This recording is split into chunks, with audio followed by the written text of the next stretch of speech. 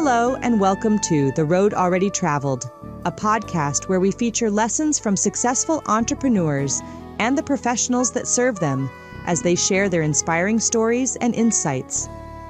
Now, let's get started with the show.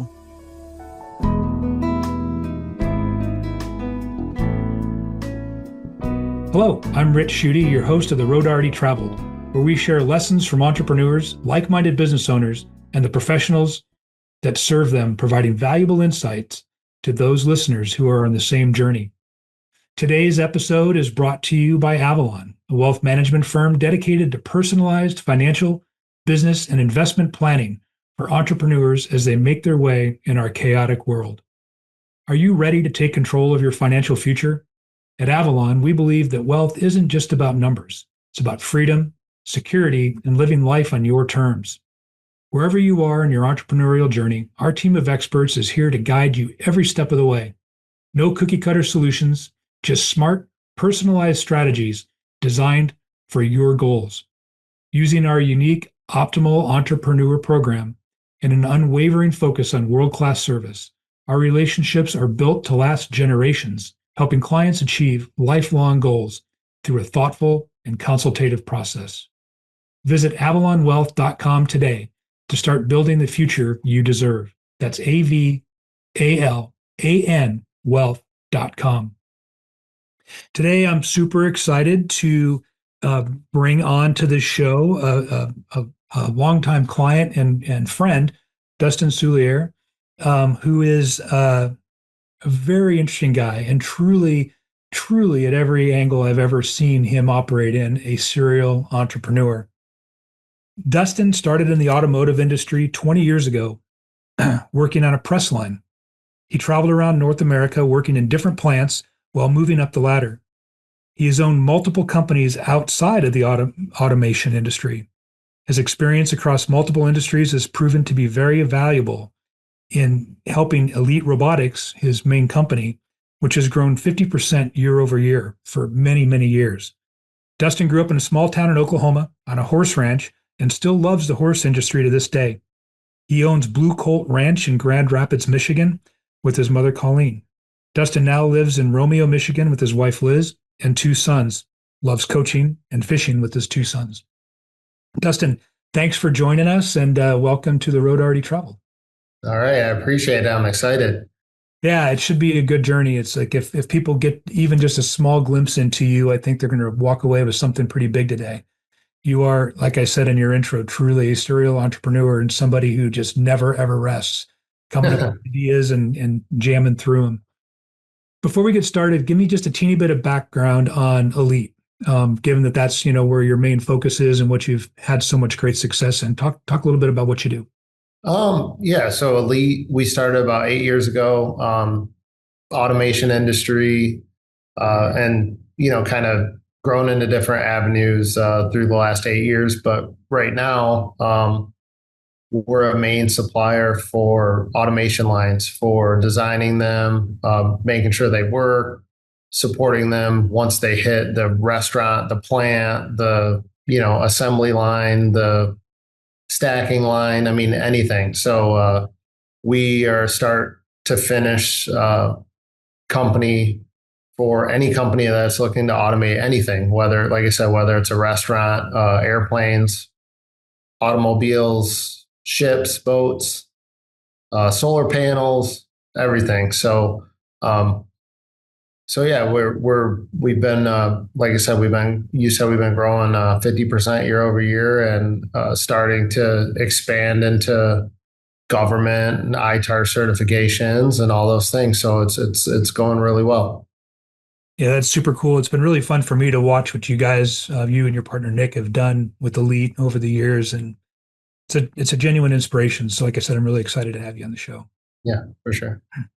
So, I thought that we, as the typical format of the show, we'd start with a few personal questions and then dive in a little bit more into your experience as an entrepreneur. But as we get the audience warmed up for who you are, I always figure a cool way to dive into this is by just simply asking, what do most people not know about you, right? Any quirks, strange habits, hobbies, anything that kind of gives our listeners an insight to you. Kind of on the opener, grew up on a horse ranch in Oklahoma, and now I live in Detroit area. So obviously a night and day difference there. But growing up in Oklahoma, everybody knows me in Michigan now.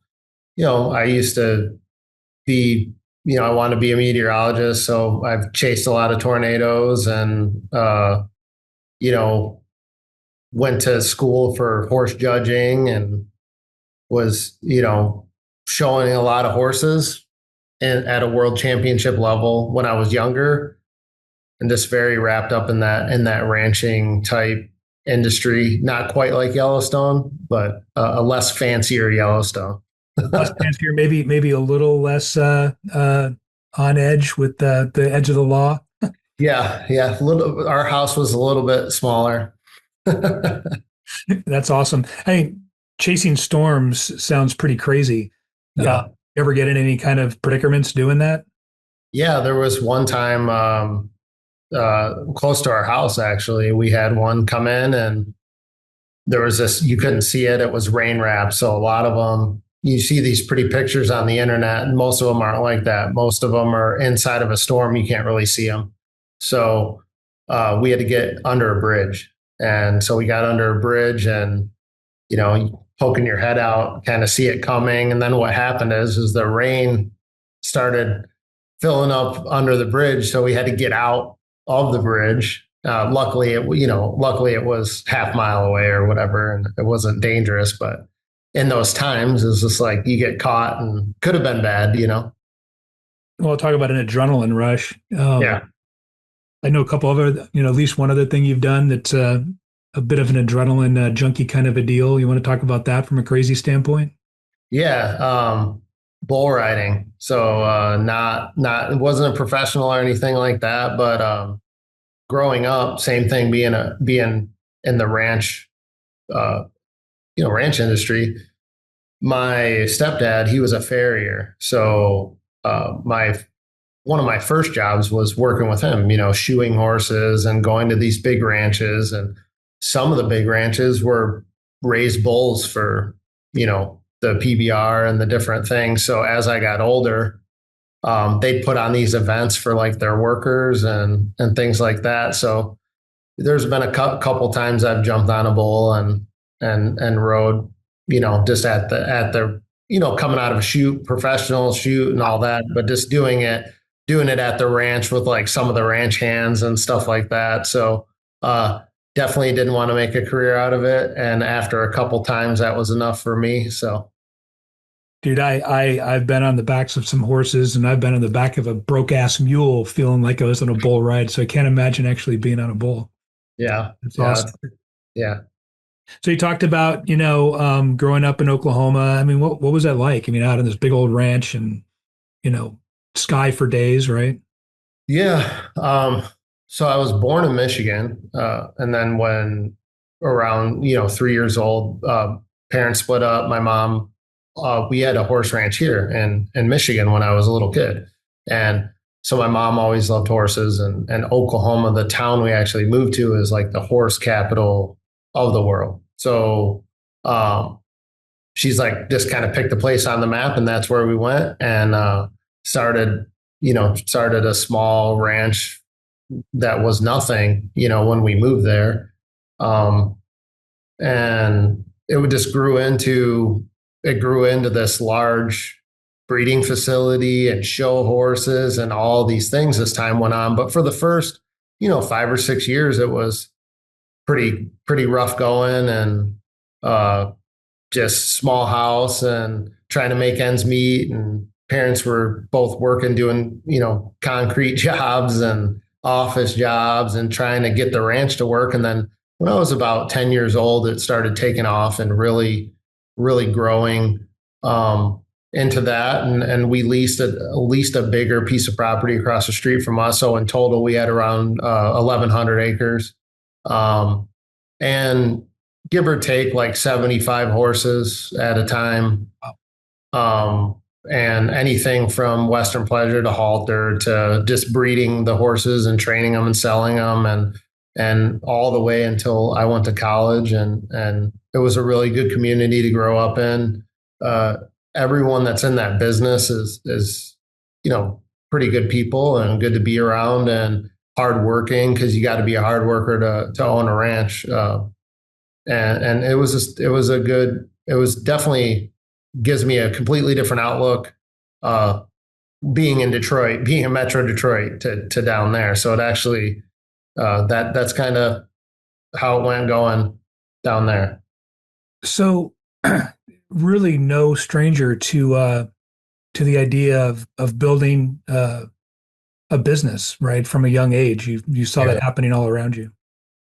Yeah. And back here in Michigan, because my family stayed here, they were all entrepreneurs also. So not that I saw them often, but I would come here for summers, and my great grandpa and my grandpa built a golf course in the 70s, and it was a sod farm first. So my family in Michigan was actually the first landscapers.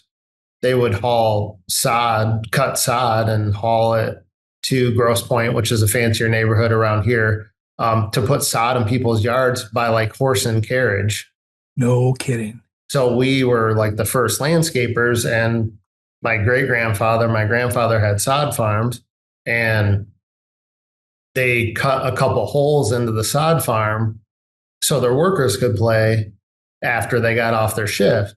Well, pretty soon their workers' friends were coming, and they were paying $5 to play 3 holes. And then, being the entrepreneurs that they were, they turned the sod farm into a 27-hole golf course, and, started making money that way. So when I would come back in the summers, between the landscaping companies that different family members owned, and my great grandpa, my grandpa having the golf course, I definitely was surrounded by people that were always in the mindset of like that you had to own your own business. It was very, very ingrained in me early on that was, kind of what you had to do. It doesn't look like you got too far away from it with that master's flag hanging behind you. Yeah. I talked about this, right? These stories are so cool, and how you learn things about people. I don't think I ever realized that, I've talked about this on this podcast before in terms of like my hero growing up, my role model as an entrepreneur was my grandfather. Mm-hmm. Owned, operated, created multiple golf ranges in the greater Chicago area. And in fact, one of them was the largest golf range between the Metro Chicago area and the West Coast. Wow. That's pretty cool. I like that we've got that additional connection. For sure. So you're growing up around entrepreneurs. You're seeing all of this. It's like, you're riding bulls, you're shoeing horses, you're playing golf on a sod farm. Yeah. What did you think at that time in terms of what you wanted to do when you grew up? I just, I played basketball, played sports. Growing up in the town that I was in, I graduated with 50 people. So you just played all the sports. There wasn't enough people on the baseball team, you played baseball. If there wasn't enough people on the football team, you played football. So growing up, I mean, of course, as a kid and being an athlete, your goals were like, I want to go to the NBA, want to play basketball in the NBA. So that was always, when I was younger, that was a goal, and what, like all little kids that play sports, they see their favorite sports member and then just kind of revolve around that and really, really have that drive to do that. So did you find a particular inspiration or a large influence for you in that mindset, or? Yeah. So the biggest thing, and this is going to sound kind of corny or whatever, is like, I watched Space Jam. So like Space Jam came out when I was at the right age. So like in the 90s. And always loved Michael Jordan. I was a huge basketball player, always had the shoes when we could afford them and things like that. And just watching Space Jam, there was a scene where he's out in the driveway and he's shooting and he looks up at the stars, and then it's a cut scene, and then he's playing for the Bulls. I've always been just blown away by Jordan and his work ethic. And like just the businesses that he has and the effort that he puts in. Kind of one of those things. If he's sick, he's playing. If he's hurt, he's playing. If he's, you know, if he gets divorced, he'll start the business 10 times stronger. He's one of those, like Rocky Balboa, right? You get knocked down and you got to get back up, type of mentality. So growing up and watching him and watching what he did when I was a kid, and then now as he's older and with NASCAR and things like that, huge influence on me. Just the work ethic he has. I mean, the guy's worth billions of dollars and he's still trucking, still working and has a purpose. So definitely a role model, or, someone that I looked up to for a long time. So you look at that, if this wasn't writing on the wall addition from your history and your family, but now you're looking at a movie as a kid, at a famous basketball player, and you're admiring like this guy's business ethic on top of his work ethic. Yeah. So how did that translate, right, as you started to get in on your way in your own entrepreneurial journey, right? What were the first steps you took there, maybe before Elite, and how that happened too? Well, at first I kind of fought it. So like my whole family would say, you need to have your own business. You need to do this. You need to do that.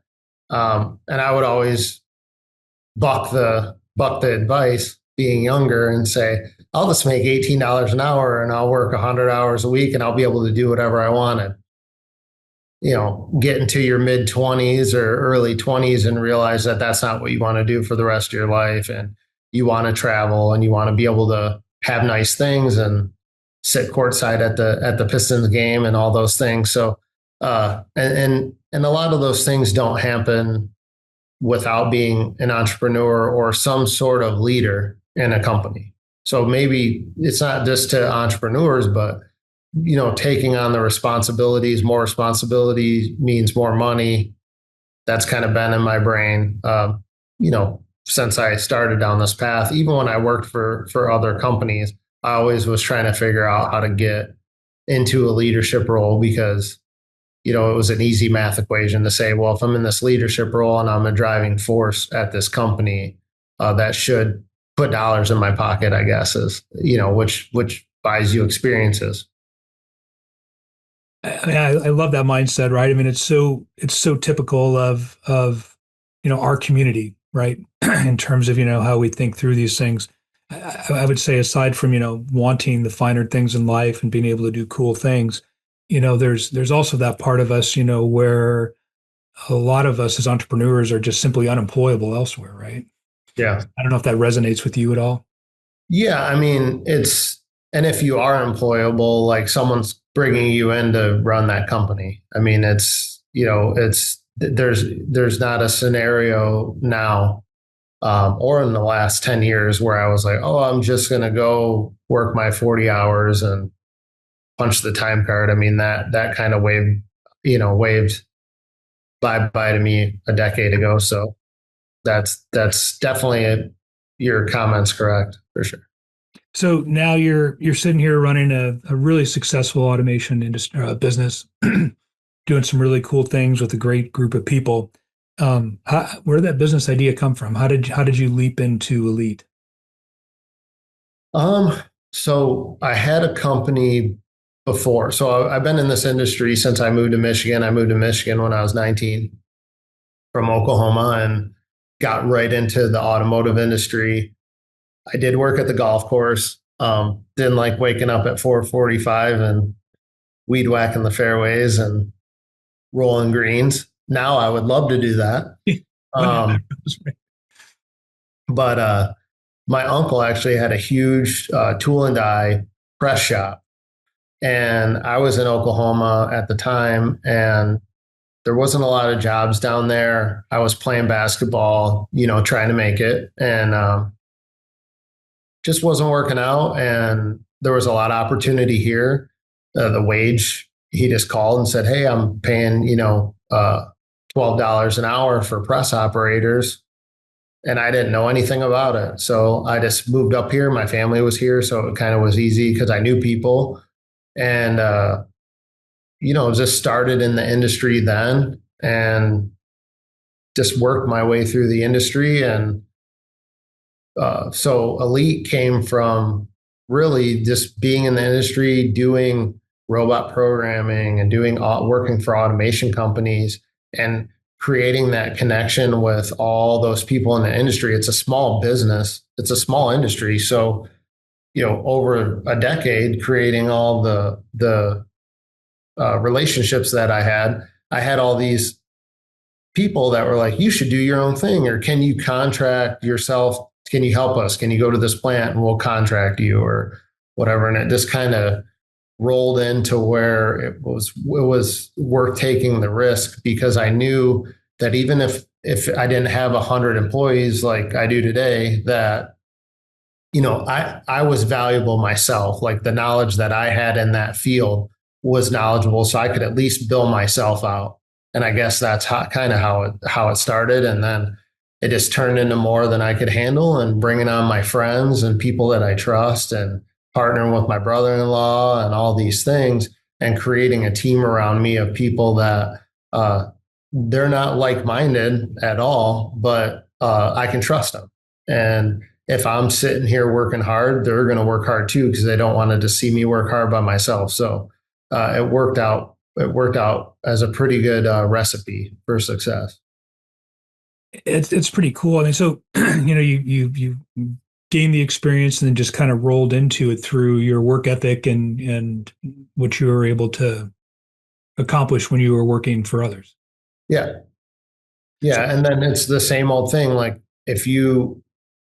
I didn't grow up and say, I want to own a robot company. I didn't know anything about it. I wanted to be I wanted to be a meteorologist. So once I got older, that's what I wanted to do. That's what I went to school for. But once I got into the automation field and I was good at it, and I knew that that's what I was going to do to put food on the table, or whatever you want to say, like, why not try to become the best at that? And that holds true to anything. If you want to be, if you like flowers and you become the wizard of knowing everything about flowers, like, you can make money off of that. You can make money off of yourself. So to strive to become the best at something. And that's just what we've done here. And it's paid dividends. So you started on this shoestring and it evolved into, as you had mentioned, now 100 employees or more, a great business partner, a company that's been growing, hand over fist for years. What was that biggest turning point that took it from that startup into something that's become as viable as it is? So we were getting the business, but we weren't getting the big jobs. And so we would get like piecemeal jobs, and I was like, man, I really want to get the big, the full cars, the full thing, the full plant. And we just weren't showing that, art of war, or whatever you want to say. We weren't showing like, oh, well, we can do a whole plant. Look at us.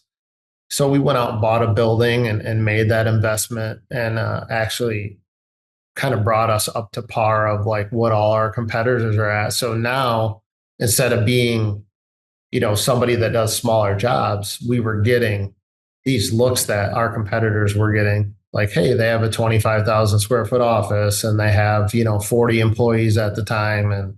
And we're getting looks at bigger jobs. And that was a big leap for us, because it put us under a little bit of pressure too, of like, you're looking out into this room and it's empty. So you're like, we got to fill it up. How do we fill it up? So putting pressure on yourself too isn't always a bad thing. And it worked out good for us. Yeah, I think that I remember specifically when I got out of college, I sold office equipment. And I remember I had a boss that asked me in my first review. It was actually, family owner of the business. He says, so, what do you want? I'm like, well, I want a boat. And he's like, oh.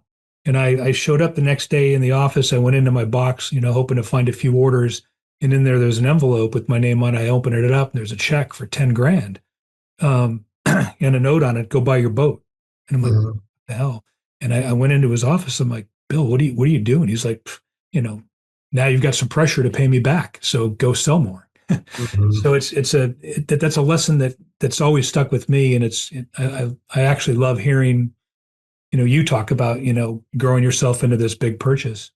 Yeah. Talk about some of these milestones, maybe aside from that one. Do you remember your first big deal that you closed, or maybe the year you turned profitable, and what did that feel like?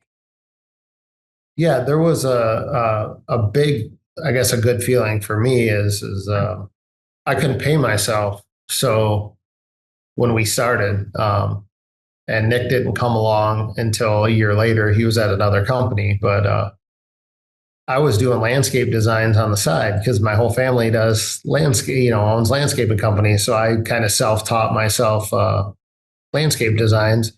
So I was doing landscape designing while running the company, trying to make ends meet. But the company still owed me salary and expenses and all these things. And 2.5 years later, we landed some big work, and the company had to pay me back. So that was a good feeling to be able just to write that check and say, hey, like, been working for free for the last 2.5 years. Here's your salary, here's your expenses. Um, and that was just a big milestone for me because at that point, I realized being able to write a check like that and not miss a beat with our business. The next check that I wrote like that was to grow my business. So it just kind of gave me that safety net, I guess, in my mind of like, well, I can write big checks and I can get it back. What did that feel like? It just, I mean, for personally, it didn't feel different. I don't live crazy, but just being like that weight lifted off of you of like being able to write that check and not like knowing that you could buy a building or that you could hire 10 people and be able to support. It was just a big stress. It wasn't a stress reliever, but it was like taking the safety harness off of like, okay, like we can do this. We can take risks. And if the risk for some reason doesn't work out, it's not the end of us.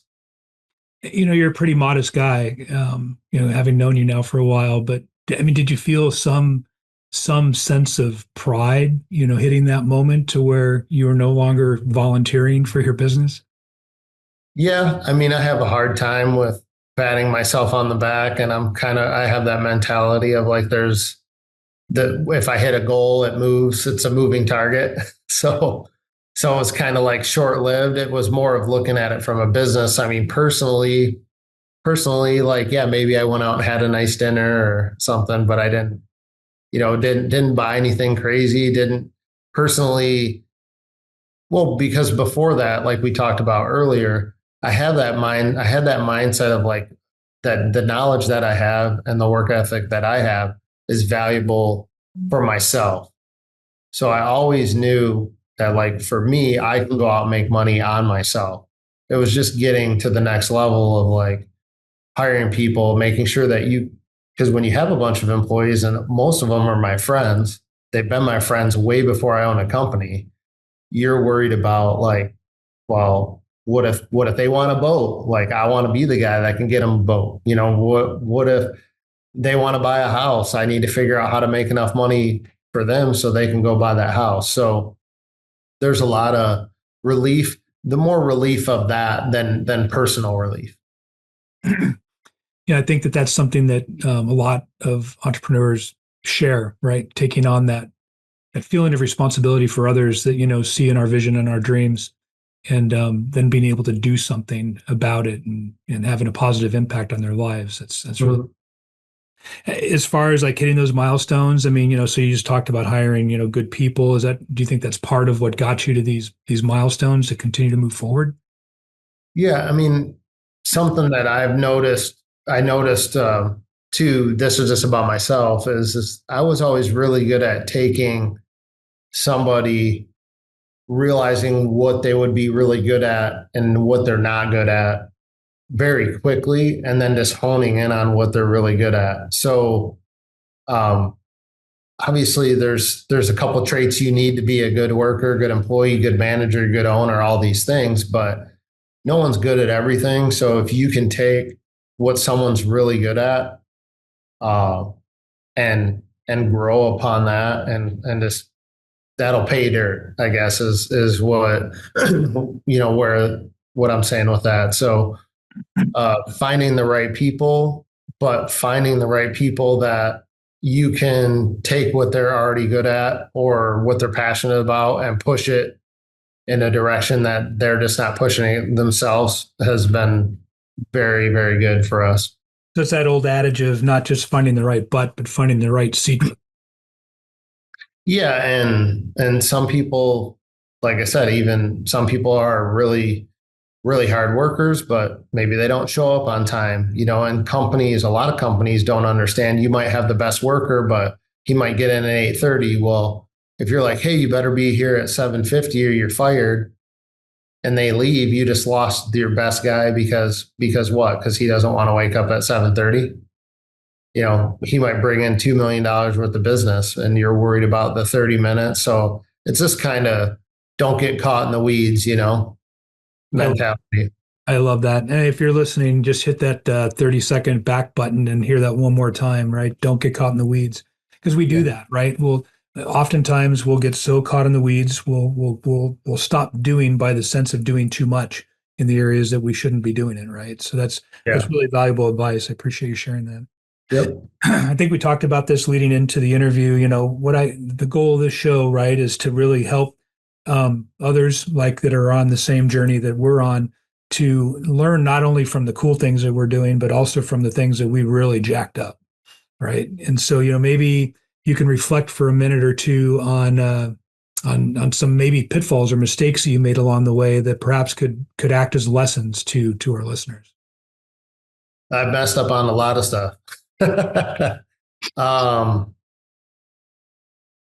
kind of said a little bit of it, like don't get caught in the weeds.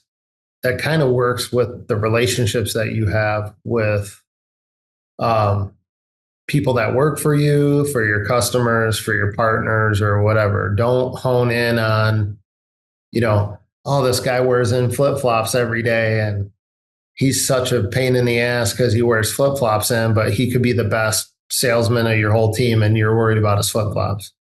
Some regrets I have in the past is maybe when I was younger, writing people off for maybe they made a mistake and I should have mentored them through that mistake because it cost me a lot of money because I got rid of that person.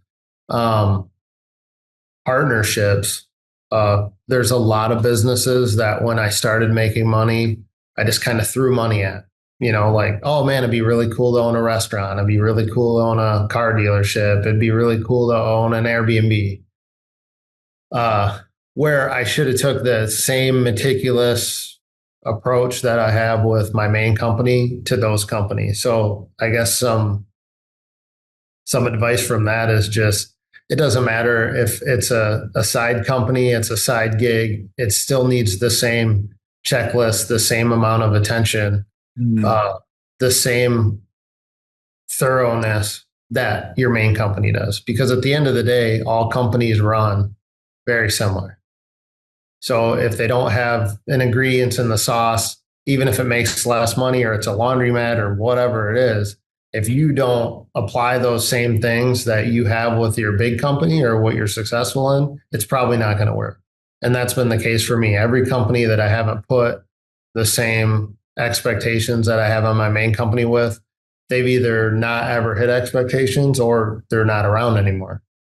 So definitely some mistakes that I've made from not vetting people the same way that if I have a partner in a big company or a financial advisor or someone who's really, really a important piece of my life, that should all be held to the same high standard. It shouldn't be any different. If you're spending money on it, or you're starting a business, or you're doing a partnership, or you're buying a rental house together or a vacation home together, it should have the same amount of importance that the rest of your businesses do, or they most of the time they won't work out. And do you think that this is maybe a trap that we fall into, right, in terms of an ego coming along, right, saying, well, I killed this, so I can kill anything, and then not putting that same effort into killing it? Maybe your ego's gotten in the way. Maybe that's led to that. Not yours particularly, but just in general. Yeah, I just think that it's a lot to do with like when I say a lot of businesses are the same, the businesses, there's a checklist that you can throw across every business that kind of falls in that checklist. But businesses are also a lot different on how you sell and what type of people that you have to get in there to manage it and, all these things. So what I think happens is we're like, well, like you said, I have a really successful business that makes tons of money and it does tons of sales and I can only put 5% of my time into the restaurant and it's going to kill it the same way. And it just doesn't work that way because the businesses need all of you, unfortunately. And it's hard to find another you to do that and to make it. If there was a bunch of Dustins and Riches, then everyone would be business owners, but there's not. And it's trying to find the right people that maybe you have 2 or 3 people that fill the void when you're not there. But if you find someone that's like you, they're probably not going to be with you that long because they're going to go do their own thing. So yeah, I don't think it's ego as much as like just you kind of feel like you figured out the puzzle because you've had one successful business and you can take that same blueprint and throw it down on a restaurant and it just doesn't work that way. It needs its own puzzle. It needs its own path. Yeah, that's really, really insightful. Along your way, have you found any particular shortcomings or huge challenges that you've had either personally or professionally that you've had to overcome or work through? Yeah, I mean, challenges like working with friends. My brother-in-law is my partner. I've been in a lot of my managers, they were in my wedding. I've been in their weddings. We've been friends for 25 years. And that's great. We all go out drinking, we play poker, all the fun things, but there's a lot of downsides to that too. And being able to separate that business and personal relationships. So I guess some downfalls would be, working with family and friends on the business side is very, very difficult, but there's positives there too.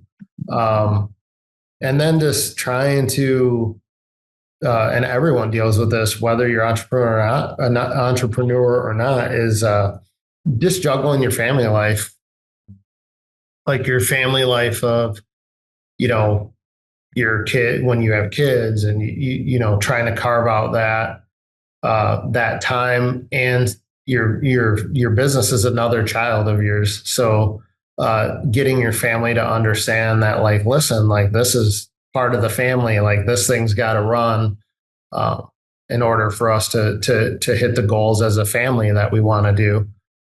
So a lot of shortcomings, especially early on. There's late nights and you're working 20 hours a day and your wife's mad at you because you missed, Uncle Scotty's birthday party or whatever. But it's just things that you have to do, and your customers work 24 hours a day. So it's a big toll until you get the right team set up. It's a lot to juggle your family life and your work life for sure. Yeah, that resonates, I think, with anybody listening to this, right? That we've sometimes we lose sight of the forest through the trees, right? Yeah. So hell bent on reaching these goals that we wind up leaving behind or straining, the relationships that are critical in getting us there in the first place, or even making us want to do it in the first place, right? Yeah, for sure. So I love that. Like I said, we're trying to find lessons here that people can take away to maybe not make the same mistakes as we may have. But we also like to celebrate, right? And I know I mentioned this earlier that you're a pretty humble dude, and you're showcasing that to a T here as we're having this conversation. But talk to me a little bit about one of those moments where you were just so freaking proud of what you had done or accomplished, or if it was a moment or a series of moments that led to something. I want to hear about something that we can celebrate. The biggest moment was that I've had, I guess, from with Elite, is we did a lot of work with Rivian when Rivian started. They're in Bloomington, Illinois. And we had a lot of guys down there, and we were still a smaller company, but we were really helping them with their standards and their floor practices and everything. And just being in a meeting, hey, we need you to come down, get in a meeting. You walk in a meeting, and RJ's there from the owner of Rivian, and he's asking me questions. I mean, those are the type of moments that are big to me, because, like, small town Oklahoma boy, and I'm sitting here with the owner. So those are big moments for me. Being able to do the horse ranch with my mom, and just her wanting to get back into horses, and being able to be like, yeah, here you go. Like, how many horses do you want? What do you want to do? Let's do it. Super fun. Those are huge, rewarding moments that I didn't think I would, 10 years, when you're looking back, you don't think of what it's going to be like now. You hope it's going to be like that, but you don't look back and say, oh yeah, I'm going to be so proud of myself because I get to do this, or this is going to make me feel really good because I get to do this. You're kind of doing it because mentally you have to fulfill your need, not even with money or anything, just mental capacity, I guess.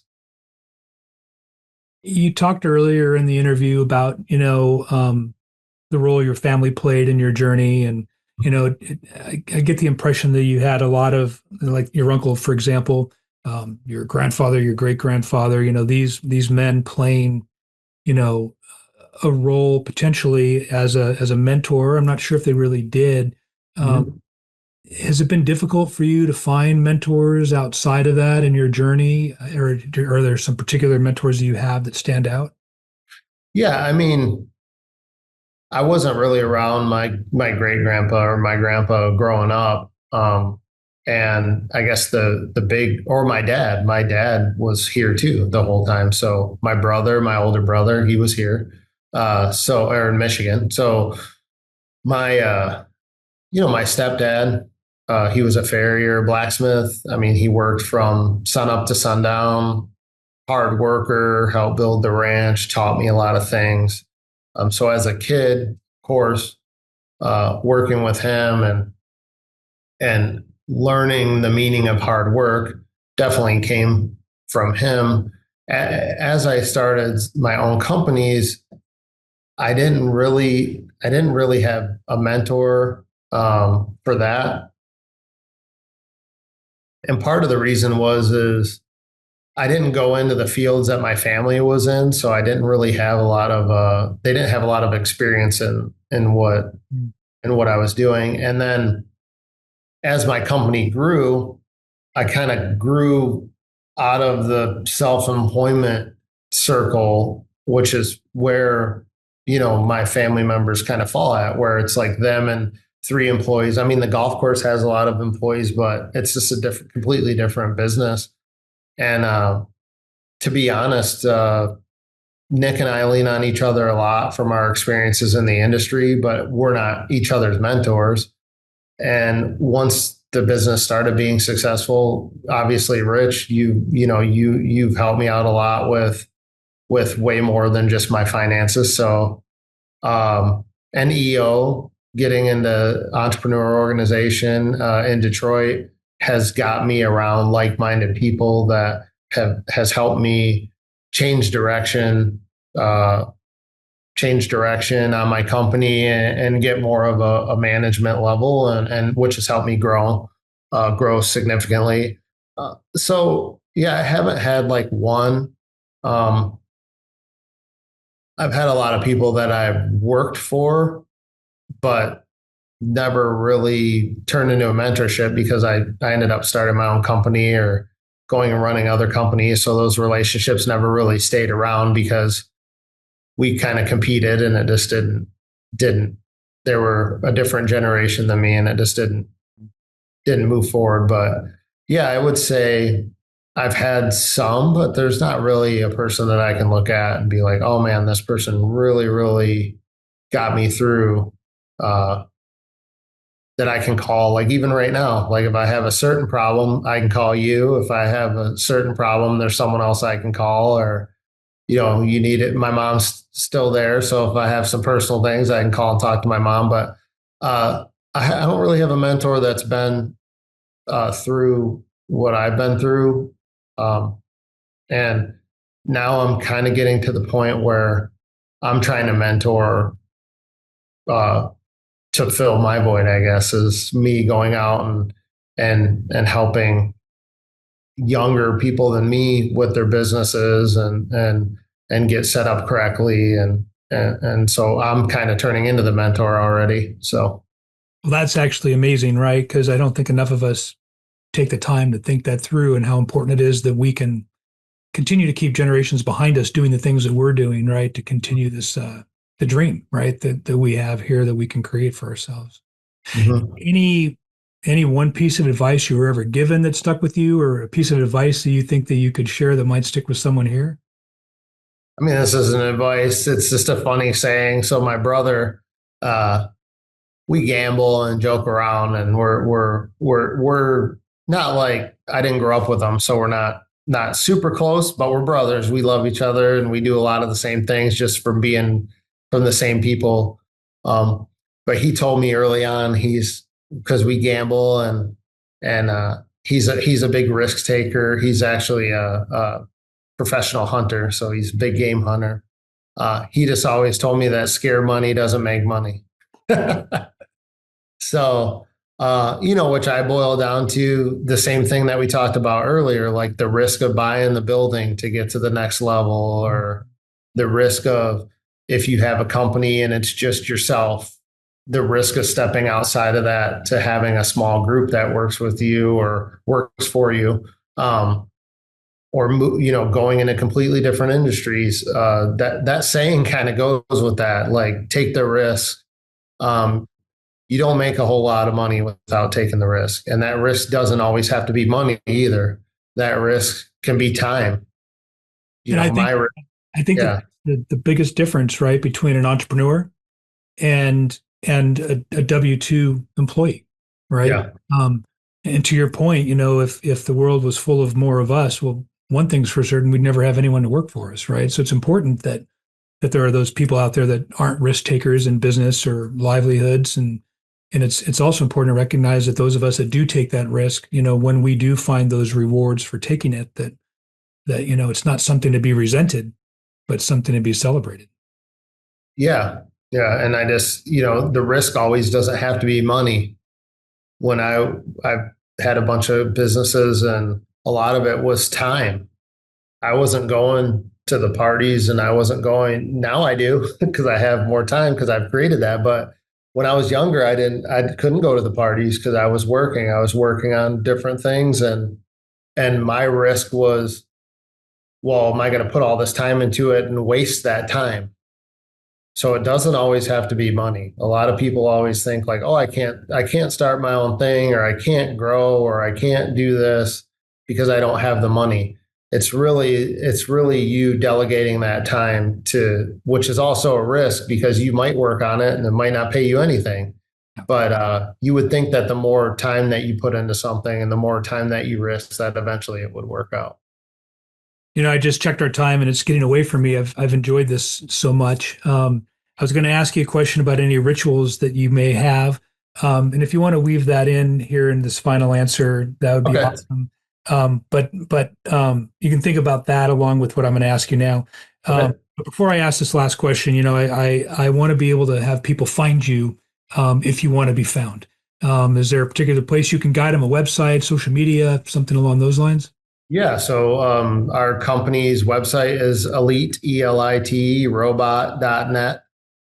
So that's where you can find our company. I'm on LinkedIn. I'm on everything. I'm pretty active on it. Dustin Soulliere.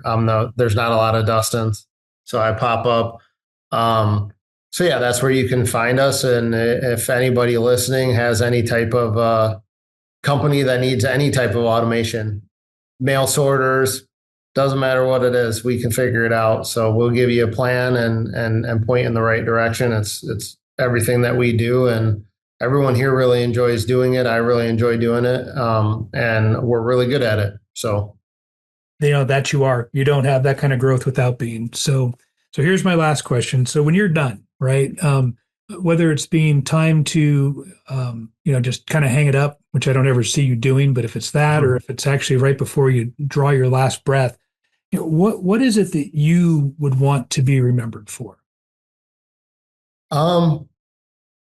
I just want the people around me to share my knowledge with the people around me, and if I can save them time to get to achieve the goals that they want to get to. So the teams and the people that are close to me, I'm always, even if they want to start their own business, I'm always looking to help them out.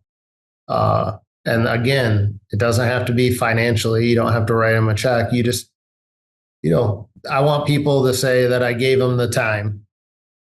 So I gave them the time, and that's the most valuable thing that we have. So if you're giving someone your time, that should be remembered for sure.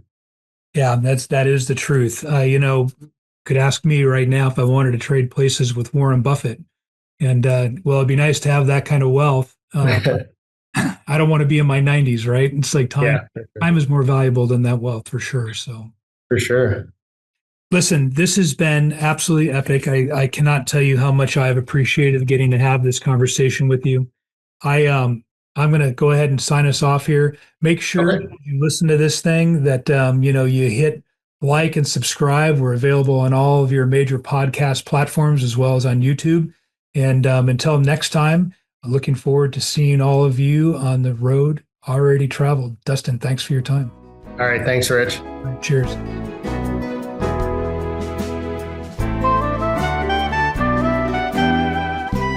As always, thanks for joining us on the Road Already Traveled podcast. We're grateful you've joined our community and look forward to seeing you again for our next installment, so be sure to click subscribe so you won't miss a thing.